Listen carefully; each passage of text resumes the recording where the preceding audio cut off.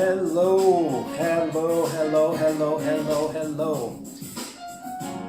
This is CX Talk with your host and founder of CX Talk, Robbe Hardnette. I am very glad to be here today.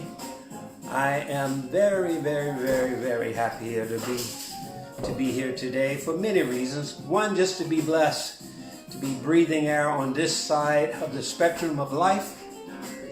Secondly, because there's so many things going on, so much to be excited for, and so much to be concerned about.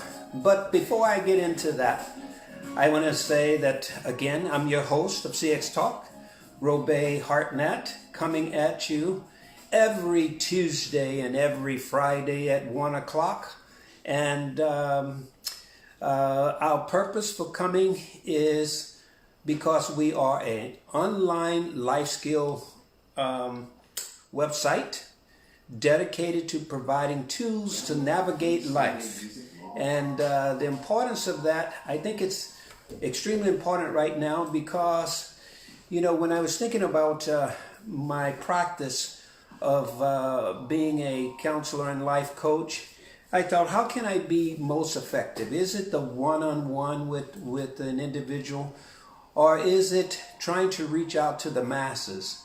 Well, you know, I think COVID kind of answered that. We have such a high degree of stress between, you know, what's going on with the past election, what's going on with the inauguration tomorrow, what's going on in people's lives with the amount of individuals that have died over the past year.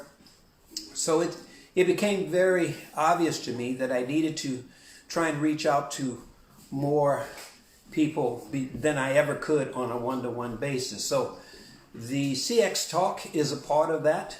On an ongoing basis, we will be doing our Tuesday and Friday sessions. We will also have once a month a special guest who will be on the show, and that will be on the 24th of this month. And I'm very excited to have Dr. Les and Dr. Cherie Davis, who will be on that date. And I want you to make sure that we have promotion going out on that. You can just hit the link and go on to Zoom and make sure you're part of that, because we only have a limited space. It's filling up fast. I'm glad. And the subject that we'll be talking about this month will be diabetes.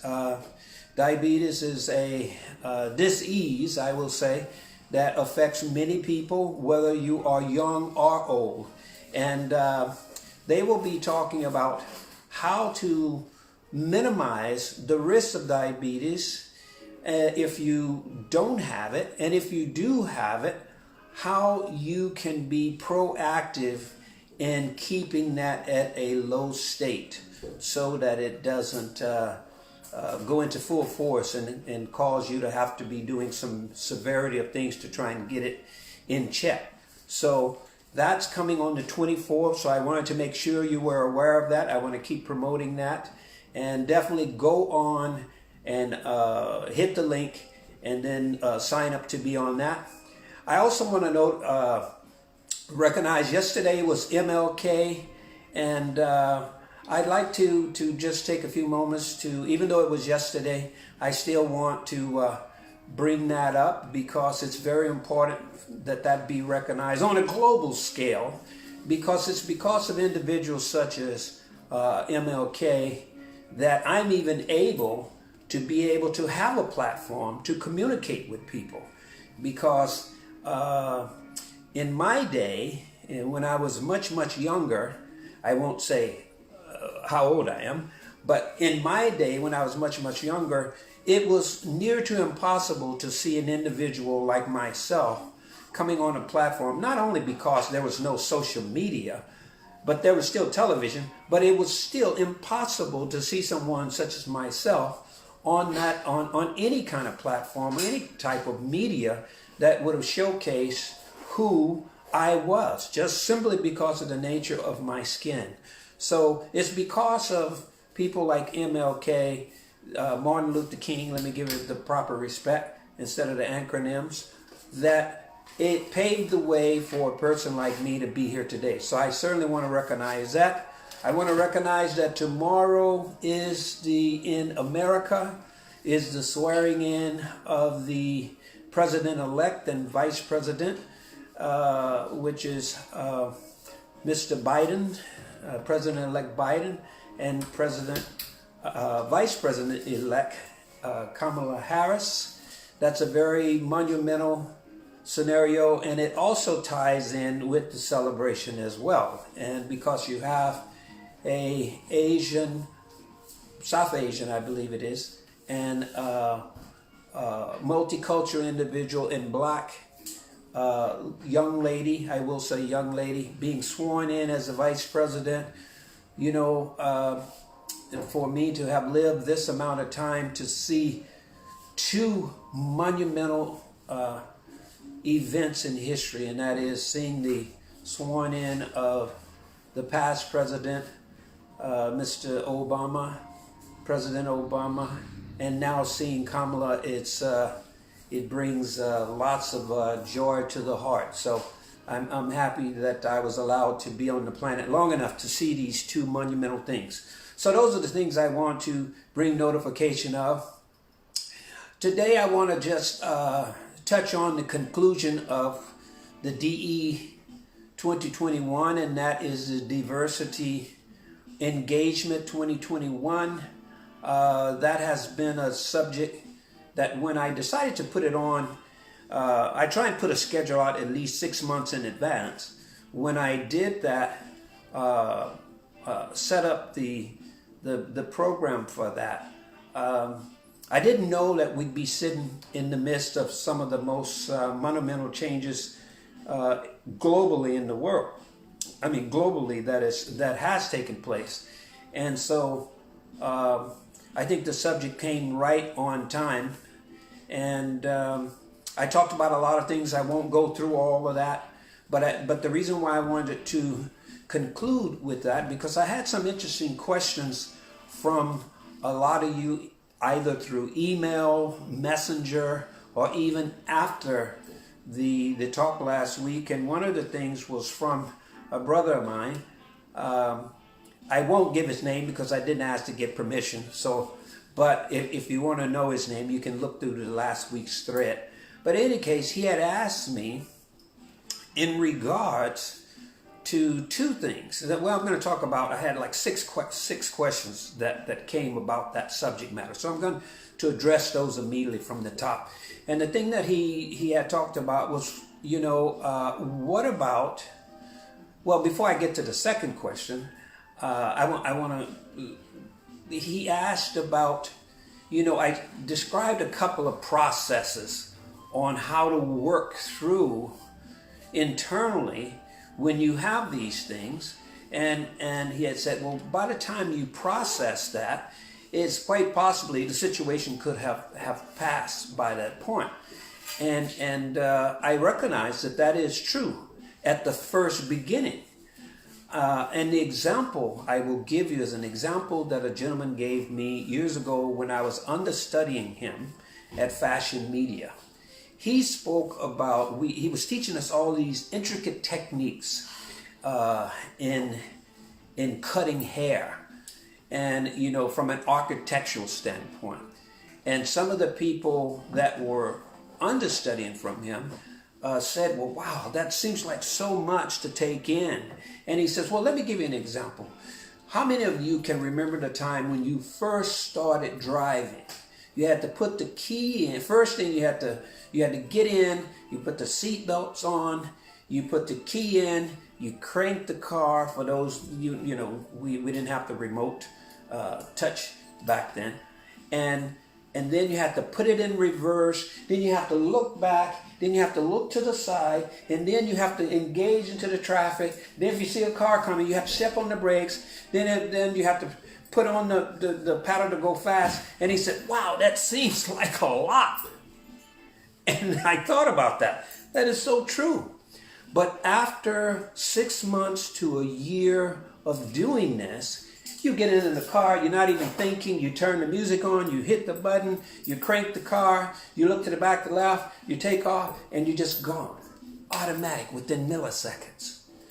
The techniques that I described in terms of looking at all of these aspects of, first of all, dissecting how you got there if you fit into any one of the categories. You have to first dissect it. You have to first recognize that this goes on inside of you, meaning if you see yourself, and for those who didn't see the previous tape, you may have to go back to understand what I'm saying, but if you see yourself as being in the in group or the out group, if you see yourself as being in the in group and those people that you don't like is in the out group, you have to understand where that's coming from. You have to dissect that. You have to first recognize that there are categories that have set you in this place. Stereotypes, prejudice, and discrimination. Stereotypes is recognizing a whole group for one thing that may be negative in your mind, and it might not be true at all. It could just be the individual. Because one bad apple does not dictate the view or the presence of the whole barrel. And how do you get past that? It's dissect the stereotype of that individual is literally an individual. That's the beginning. The discrimination is how you will take an attitude, because stereotypes can be a positive stereotype or a negative stereotype. So that's why I'm categorizing. The prejudice will be how you feel about that stereotype. I don't like because they are this. And discrimination will be the action upon which one will take that will cause something to take place. I'm not going to hire them because they are this. I'm not going to ask this lady to go out because she is this color. I'm not going to do this or buy a car from this salesperson because I don't like that race. Those are the categories. So I will answer. So what I'm saying is, you can use techniques to help break it down. You must break it down. I'm telling you, you cannot just see that you are a person of this nature. Sometimes I want to say racist, but the word does finalize as racist. But you have to dissect why you're there. Is it trained habit? Is it passed on? And then once you recognize that, you got to go through it. So that was the first thing. I won't go back to what I've taught already or what I shared already. But the question was, what about discrimination within your own race? Now, boy, today I was talking about that with a young lady who's part of the National Congress of Black Women. We were on that very discussion because we were talking about Black History that's coming up next month, and they're going to be doing some events, and I'll be promoting those events through the site.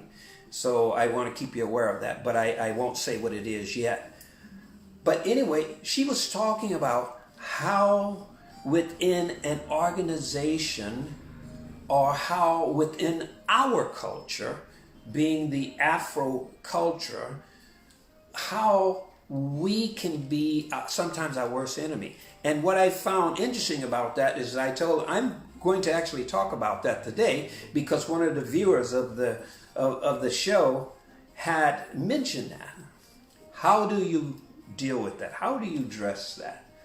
Well, you know, I can personally relate to that because I came up in a culture of many skin tones.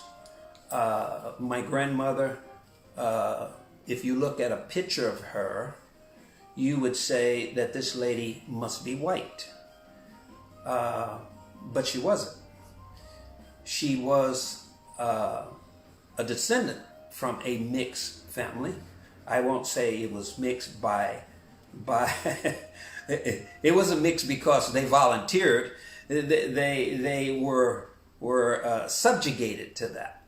So through that whole spectrum, there created a lot of different color dimensions within my family. And by me being one of the darkest of that group, I literally faced a lot of things. And I'm not shy to talk about it at all. You know, there was discrimination from the standpoint of talking about my lips because some of my cousins' lips were thinner than mine. My nose, because their nose were much thinner than mine. They had more of the Anglo features than I did. So I know firsthand what that whole story is about. But here's the key. Here's the key to that. Is if someone within the fam, and in my particular case, it was the very grandmother who did a lot of the raising for me, she would always take me aside and say, "You are beautiful." Pay no attention to what they're saying. They are ignorant. She was pretty blunt like that, okay? But what am I saying? Is that yes, if you can be one of the people that can deliver the inspiration within the individual, then it will create the strength within that person that they can face and deal with that. Now, what if you're one of those people that don't have that type of voice coming at you? Then take responsibility for yourself. Once you recognize, this goes back to the techniques that I talked about. Once you recognize that you have these adverse voices in your head, we have to be real with ourselves. Once you recognize you have these adverse voices in your head about what people have stated about you, you must do what I call taking the steps to deprocess yourself from the ill wills that are not really yours. They are tapes and computers and habits that you have been subject to, and you have taken those on purely by osmosis because either you were too young to combat it, you had no voice to help you walk through it, and then thirdly, now you are an adult and you recognize those and you take the steps to deprocess. That's the key. Now, I make it sound so very easy. It is not easy. I will say up front, it is not easy. In fact, it is one of the most difficult tasks that you may do. But the importance of taking that as a goal for yourself is what I call freedom.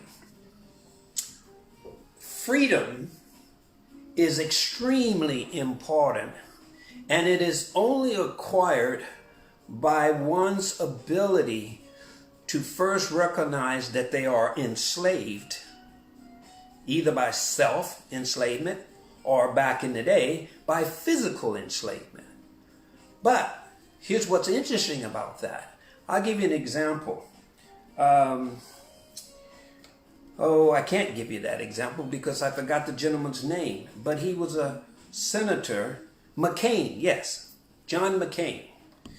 Many of us who may know John McCain and those who don't know John McCain do a little bit of the research on it. He was captured by the enemy and he was placed into prison. for a number of days, weeks, months, almost years, if not years. And one of the things that inspired me about John McCain was that he talked about how he was enslaved in that particular case, being a prisoner, but he used his mind to see himself while he was in a very hot, I'm going to call it a tank, but it's this enclosure that they put prisoners in order that the heat of the day would bake them so much that they would become to such a degree of thirst that the very fact of getting water would engage them to go ahead and give the enemy what they wanted. What they wanted, and that was the information. McCain stated that in the midst of being locked up, I'm going to say enslaved, he placed his mind in such a state of thinking that he was on a beach in the cool of the day, being refreshed by that fresh Hawaiian air, so to speak. And he did that consistently until the day that he became free. And later, McCain, Senator McCain, went on to become one of the most prolific and forthright individuals that was in the Senate of today. That's positive information. Why am I bringing him as an example? I'm saying that if you were one of the individuals that came up within the constraints of a family that you looked different, you may have been taken on African features, such as I did, and you may have all of these things coming at you. It is up to you to recognize it, admit it, free yourself from the ill wills of those people, and then work the process toward freedom. So that's my answer to that, to the gentleman that asked me about what about the discrimination within your own families or your own cultures. And those will go on for days, because some people will say, oh, I've heard people, many of you may or may not know that my wife is Filipino. And I've heard with my own ears people say, oh, you want to marry this color. You want to marry a white guy because you want your kids' features to look like this. And I sit there and listen. I listen from 2 degrees. I listen from the standpoint that I'm unaffected. Because if I wanted to be affected by that, I would jump up like a ferocious lion and be wanting to talk. What are you saying about that? What are you saying? You're saying that African Americans, I'm sitting here as an African American and you have the nerve to say that in front of me? What? No, I don't approach it from that standpoint. First, I approach it from the standpoint of looking at that has nothing to do with me. That is the ill wills and the structure of enslavement that this person have on themselves. And so what do? I stay quiet. And then I come back and I talk to my wife and I say, hey, did you hear that? And she says, oh, I heard it. I was thinking you were going to say something because I know you're so out there talking. You're so straightforward with people. And sometimes you scare me if you're going to be saying something. And I go, no, there was no need to say, because that was the enslavement that they had. I'm free from that. Now, if the situation would have occurred, I would have communicated I didn't have the time, but I would have communicated that, are you sure you understand what you're saying? Do you really realize the amount of pressure that you're placing on your daughter by telling her that?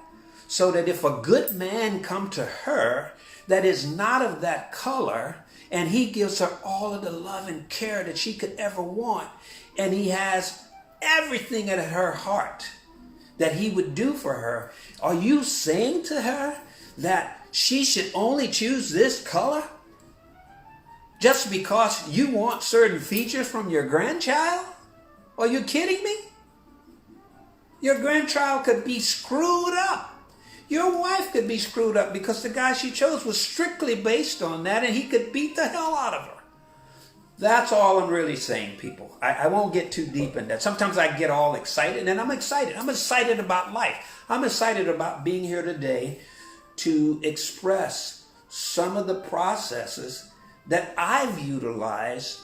And that's why I share my own stories, because the best way to know something is real is if you have experienced it and you have freed yourself from that. And then that is the testimony that you stand on, because you can say, I have broke the change of enslavement in that area. There's going to be many rivers to cross, so that's just one area. So that technique goes for that. That's why I shared that. Another person say, is it really all, do you really feel that is that important to be discussing about this? You know, this subject makes people uncomfortable. Are you worried about what that's going to do with your practice? Are you worried about what that's going to do with your the way people perceive you as a person, saying you're a life coach and a counselor? My answer is no, I am not. Because one of the things that, again, I go back to the freedom story. The greatest freedom that we can have is the one that sets us free and allows us to be who we were truly born to be. Because all the trappings, there's some good trappings, like I like cars. So, you know, as long as I don't go overboard, that's a good trapping.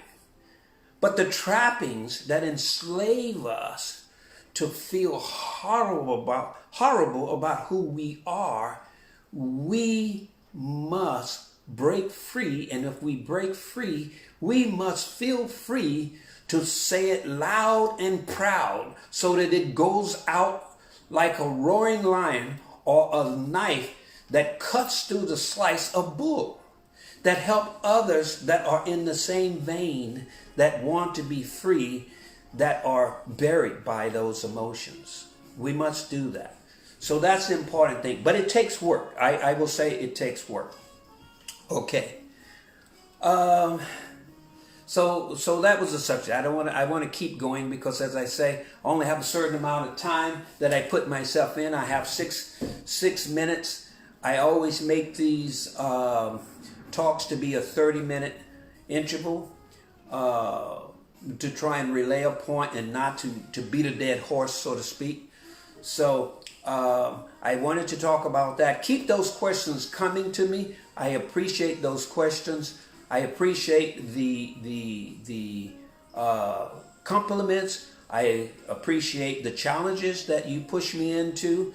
I appreciate the questions that may seem difficult, but I'm going to answer every question that you ask.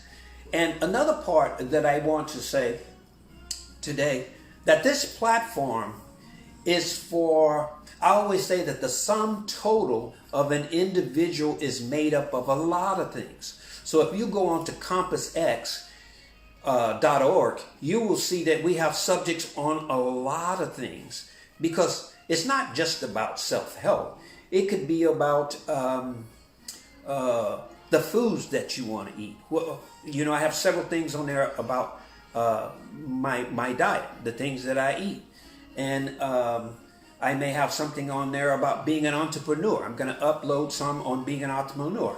How you start at the very beginning of thinking about something you want to do as an entrepreneur, but taking the logistical steps to ensure some degree of success. There's never no high 100% degree of success, but at least you know that you are doing the necessary things bullet point by bullet point, or item by item, that sets up your business and give you a clear view on how to begin that. I'm going to be uploading that. because I've had several different businesses in several different areas, and I use this process in each one of them.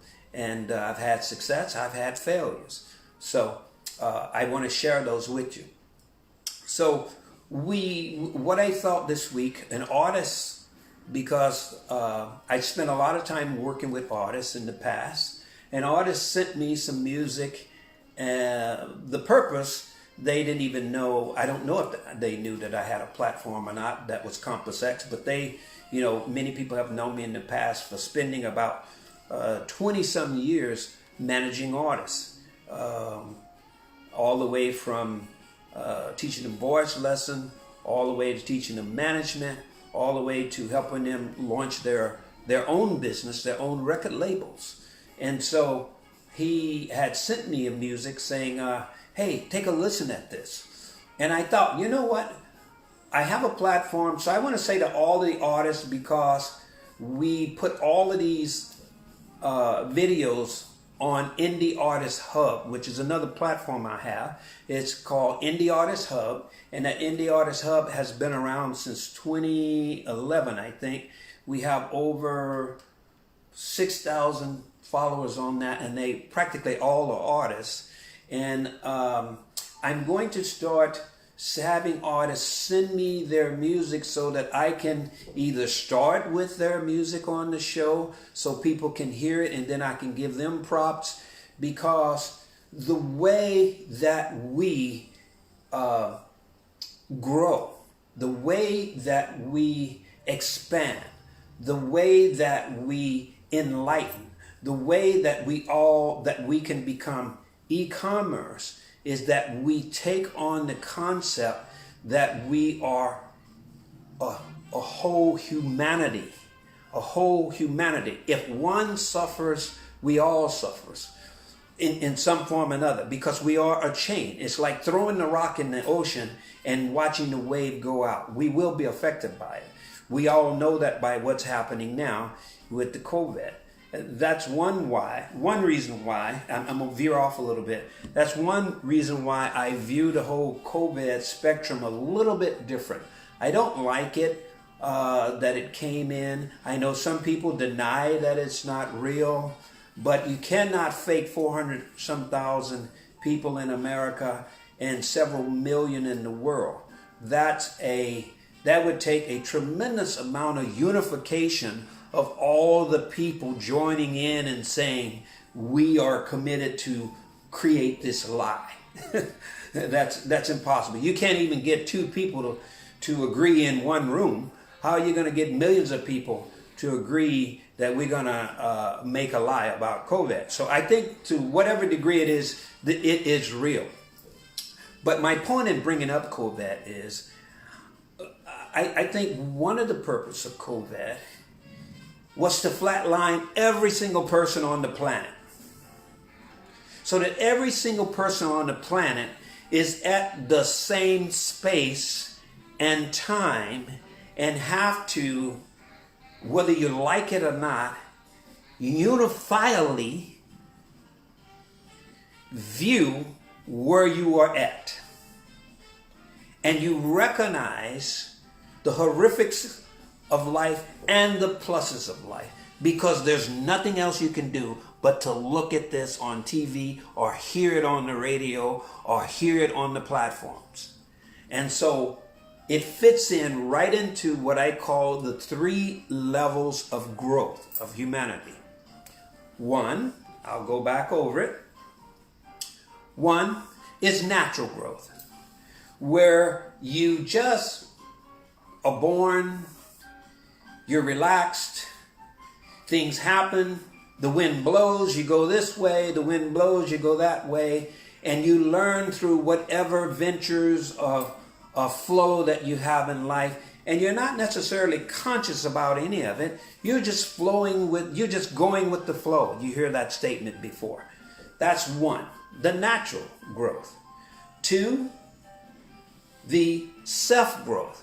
This is the one that I've always been excited about ever since I knew. I didn't know why. I just felt that. Self-growth is you cannot get enough information that propels you to push to be at your greatest point of your being. You will understudy over here. You will read over here. You will watch something over here. You are constantly inputting the value of what you are as a being. That's what I call the self-growth. The last is forced growth. Forced growth is COVID. Forced growth is if you love your parents and they die and they have been trying to give you information. You didn't want to hear it because you were on your own thing, and yet when they die, you are totally in desire and need of hearing that voice. And in fact, you hear it more then because they're not there than you did when they were trying to presently be there with you. And it dramatically changed the very fabric of who you are because it is forced. It forces you to break into this space where you now go, God, I'm all confused. I'm all sad. And I need to work out of this. Otherwise, I'm going to get depressed and I could do whatever. That's forced growth. I'm an advocate for self-growth because even if you have, I'm an advocate, of self-growth because even if you have forced growth because you have done the work yourself will give you the capacity. They will serve like turbo boosters. The forced growth will serve like turbo boosters that allow you to combust into this greater part of who you are because you're already on the mission. You're already within the track. And so therefore you use what I call the adversities to be part of the university for life that allows you at some pace to get your degree in life. So that's what I will talk about. Let's see. I have something. Let's see. As a gentleman said, I'm going through this right now with my nana. And so you can relate to what I'm talking about. It places you, that forced growth can place you in such a space that is very uncomfortable. Extremely uncomfortable. It's almost like you want to tear yourself out of the skin, but you can't run away from it. That's forced growth. And how one will utilize the self-growth, if they've been on that path, they can find such a highness, such a degree of depth within that space that will for here to eons set a new dimension of who they are or who they shall become. That's what I talked about that. So upcoming events, I got to close. Upcoming events, I want to promote coming up here the January 24th at 2 o'clock. That's a Sunday at 2 o'clock. That will be with Dr. Piddle and Dr. Davis. Dr. Piddle, it's very important to hear this guy. He has been commissioned to give his opinions on a lot of things. He is a trailblazer and he is worth listening at. He's in the U.S., but we will be doing a Zoom. He was even part of some of the individuals that was consulted on the Obamacare. So this guy is pretty good, and he has done some miraculous thing. He resides in Seattle, Washington. And Dr. Davis, I want to talk about her as well. She is an amazing individual. She's not only that, she is a musical artist. She just received the Native American Flute Award of 2021. So hopefully if everybody is there that day and we can get her to play some of her wonderful music that day, it will definitely be a gift for you. And not only that, she is a great therapist in many areas. The reason why I have the two together, normally I have one at a time on the show, but the reason why I have the two of them together is because it was actually requested by Dr. Piddle because he was intrigued with some of the things she had talked about, how stress can store into different cells of the body and start creating how the dis-ease of the stress can be stored in bodies and create dis-ease, and how you can utilize various steps to work through that process. And so she will be on talking about that. So I'm very excited about that. I'm setting up the rest of the year. For any of you that are out there that has a subject matter that you feel is as of importance, that you'd like to relay to the community that has a value. It doesn't necessarily have to be on health. The idea is for successful are people that are what I call not necessarily celebrity successful, have achieved something, and it has been a benefit to them, and they don't have a voice. CX Talk is the voice of the people, by the people, for the people. And so it's giving a platform. And I want to say, I'm very excited because on Indie Artist Hub last week, the Diversity Engagement 2021 series reached 3,000 people. It was reaching 22, 24, 29 every day. So that was from the artist platform. That's what also solidified to me that we should engage the artists to participate in this so that we can showcase some of their music through the site, through the opening, through the closing. And that's why I began with that by saying about the sum total of something is made up of a lot of things. Is we want to not be pigeonholed into one value, but our only value is that we want to be here to be a light worker to service the community in any way possible. That's why I have these vast subjects. So in any case, with that being said, as always, well, actually, before I do my close, if you would like to reach us, and I'm having a board made so that you can see these things, backdrop and all of this sort of thing. But I'm starting off rudimental, but if you want to reach me for some sessions, I do, because people have asked, do I do one-on-one counseling? Yes, I do.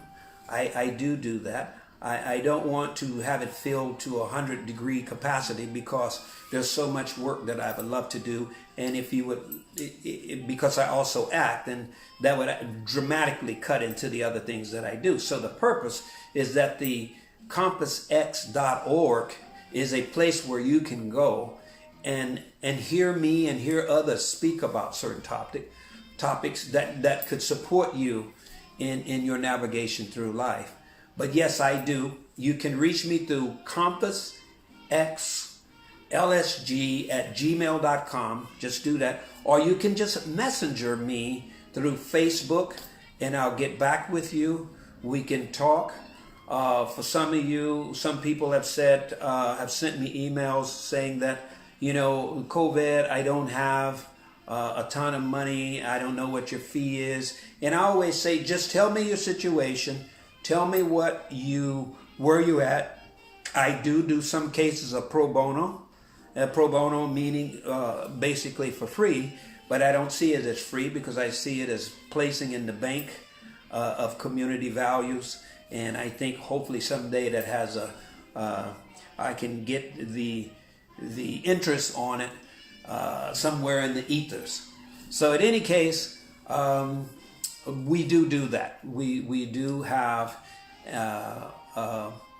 counseling service for you, and the specialty is supporting artists, life coaching, self-enhancement. I've had an extensive background working with youth and at-risk youth, many youth in the system. So there you go. Any case, as always, I wish you love, peace, and follow the way. I'm out of here.